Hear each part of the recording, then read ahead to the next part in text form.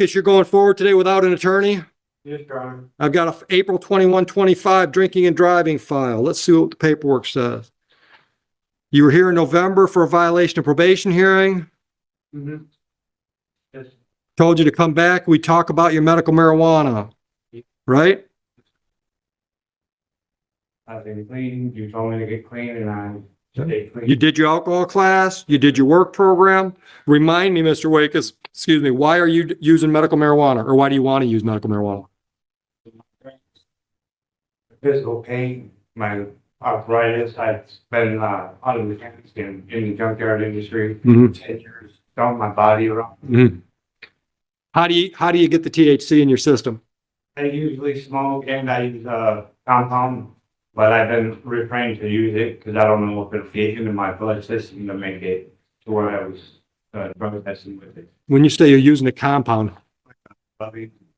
yeah, THC Yeah. balm. Yeah. Right. And that works for you? Yeah. It did in the past. I've been. I'm okay with that, but I don't want you smoking. Yeah. I would prefer you not to smoke. I'm not going to know because THC is THC. The test won't tell me how it got in your system. I just think that's a healthier way to get the THC in your body. Is smoking more effective? Goes great too. It's quicker. Yeah, it's quicker to get the things done. All right. But everything else then is done now that you recommended. No, you're in full compliance. I'll do it. I'm going to tell you this. I'm going to let you use your medical marijuana card. I'm going to encourage you to try the lotions before you smoke. If the lotions aren't getting it done, do what you got to do. Oh, okay. Got it? Clarification? Huh? You need any clarification? Nothing. Okay. How much longer we got him on probation? He is on until September 11th. Okay. All right. Good luck. Ma'am, what's your name? I'm sorry, last name?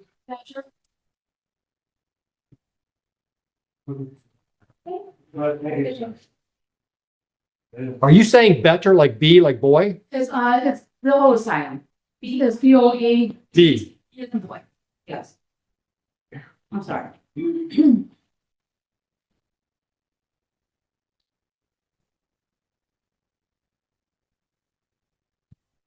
I got a Bradley. I got a Brown. Violation of probation side? Yes. Yeah, I don't know what that is anymore.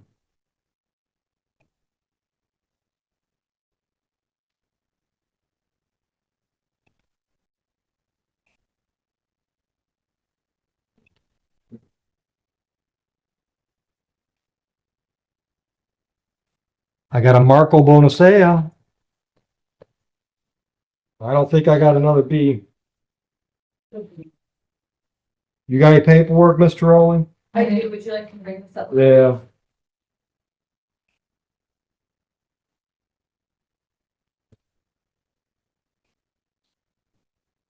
I got a whole stack of Napier files. Yeah, I don't think I got them. She can hear all the really, you know, show. All right, so how do you say it? Betcher?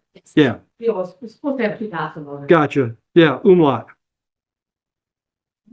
That's an umlaut. Yeah, I married a German. That's the only reason I know that.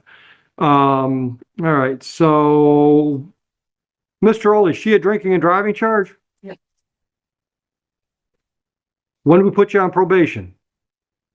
September. No, 2025. All right.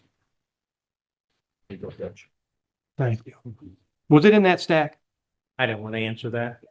I went through that stack twice. Here, give that back down.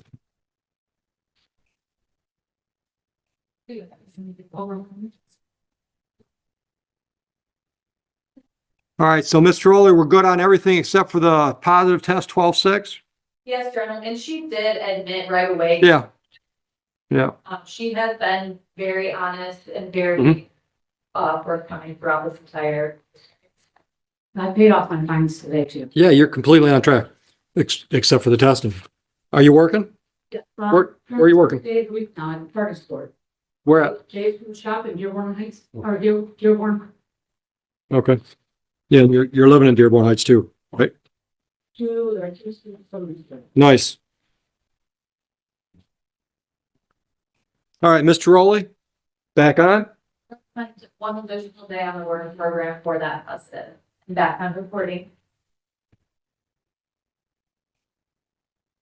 Got that? Yes, Okay, good luck, Ms. Betcher. and I do bail. Yeah, yeah. Back to Mr. Rowley. The first matter involved Ms. Hill and her show cause hearing. The judge carefully reviewed the community service documentation she had submitted and quickly identified a significant problem. The paperwork lacked an official letterhead from a registered nonprofit organization, making it impossible for the court to verify its authenticity. The judge explained that community service hours can only be accepted when they are supported by proper documentation from an approved organization. During the discussion, questions were also raised regarding Ms. Hill's payment plan and her understanding of the court's requirements. The judge instructed her to return with official records and clearer proof of compliance. This exchange served as a reminder that courts rely on verifiable evidence rather than unsupported claims when determining whether a defendant has fulfilled court-ordered obligations. The second case involved Ms. Marco Bona, who appeared through her attorney, Mr. Roller. This was a DUI-related case, and the court reviewed her probation status, which had been in effect since September 2025. As the judge examined the case file and probation records, it became clear that Ms. Bona had generally complied with the conditions imposed by the court. However, one issue stood out: a positive test result recorded during her probation period. According to her attorney, Ms. Bona immediately acknowledged the violation rather than attempting to deny or conceal it.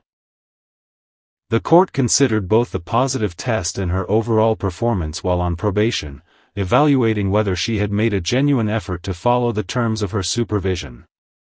Together, these hearings demonstrated a key principle of the justice system: compliance is measured not only by whether mistakes occur, but also by how individuals respond when problems arise. Whether it involves providing proper documentation or taking responsibility for a violation, the court closely examines a person's actions, honesty, and willingness to meet their legal obligations.